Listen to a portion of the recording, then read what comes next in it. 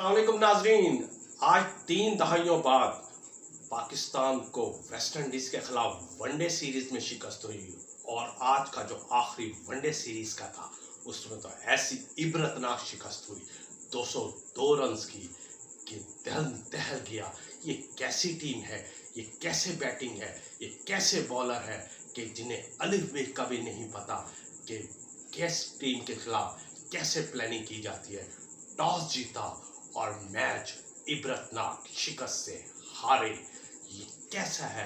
और 34 साल बाद यानी 1991 के बाद जो आखिरी बार West Indies one day series Pakistan के खिलाफ जीता था 1991 और फिर 2025, ठीक 34 साल बाद आज वेस्ट इंडीज ने पाकिस्तान को वनडे सीरीज में हरा दिया। पाकिस्तान ने टॉस जीता, बॉलिंग की।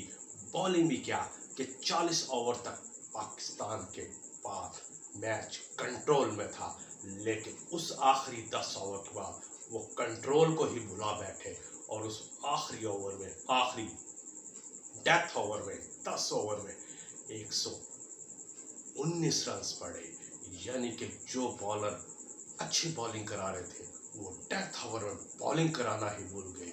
यानी कि 1 minute up and 1 minute down, ये वाली सिचुएशन हो गई कि 40 ओवर के बाद ही सिचुएशन चेंज हो गई और वो कप्तान वेस्ट इंडीज के शेन हॉप ने क्या उम्दा बैटिंग की, क्या सेंचुरी बनाई।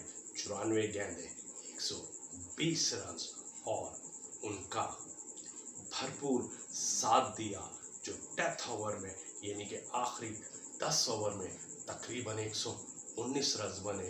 177 रन पर आखिरी विकेट वेस्ट इंडीज की छठी गिरी थी और उसके बाद 294 रन बने यानी कि 40.2 ओवर में आखिरी यानी छठी विकेट गिरी और उसके बाद फिर रन्स के अंबार ऐसे लगे कि पाकिस्तान के बॉलर नसीम शाह जो पहले 5 ओवर में सिर्फ 26 रन दिए, आखिरी 5 ओवर में उन्होंने क्या किया कि उन्होंने टोटल 10 ओवर में 72 रन खाए और आखिरी ओवर में उन्होंने 21 रन दिए।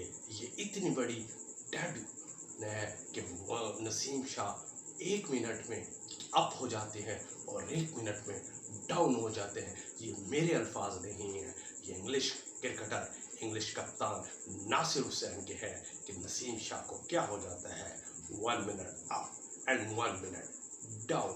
हसन अली जो इब्तदाई 5 ओवर उन्होंने अच्छे कराए, लेकिन उनका आखिरी 5 ओवर में उनके साथ क्या हुआ कि उन्होंने 10 ओवर में 63 रन दिए। सिर्फ इब्राहिम कामयाब बॉलर रहे, उन्होंने 9 ओवर में तकरीबन 36 रन देकर उन्होंने 2 खिलाड़ियों को आउट किया, लेकिन उनसे 9 ओवर कराए गए।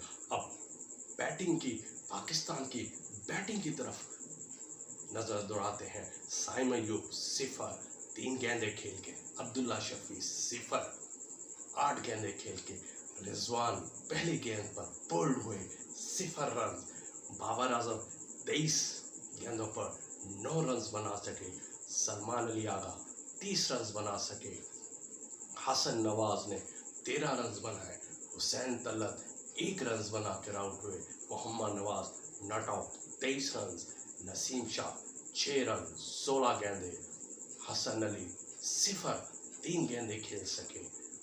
इसके अलावा इब्रार ने 1 रन बनाया और वो भी सिर्फ 1 ही गेंद खेल सके, वो रन आउट हुए।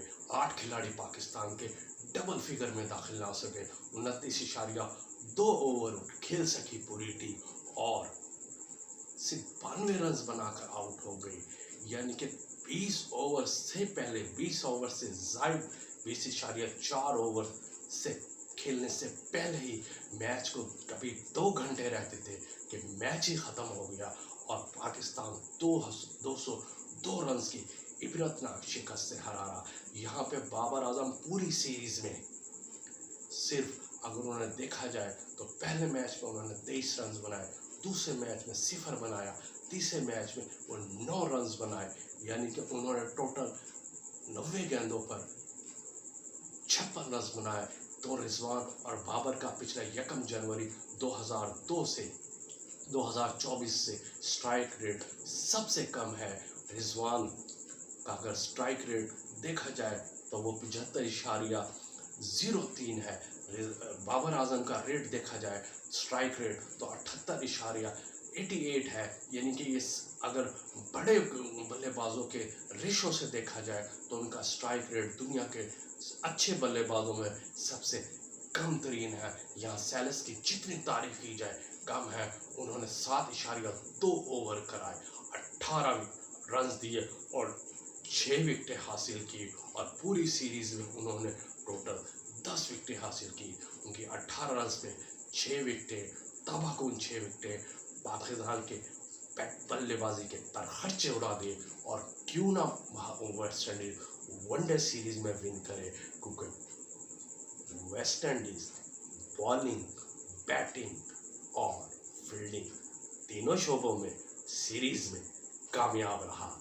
ये थी आज की खबर। चैनल को सब्सक्राइब करना ना भूलिएगा। अल्लाह हाफिज।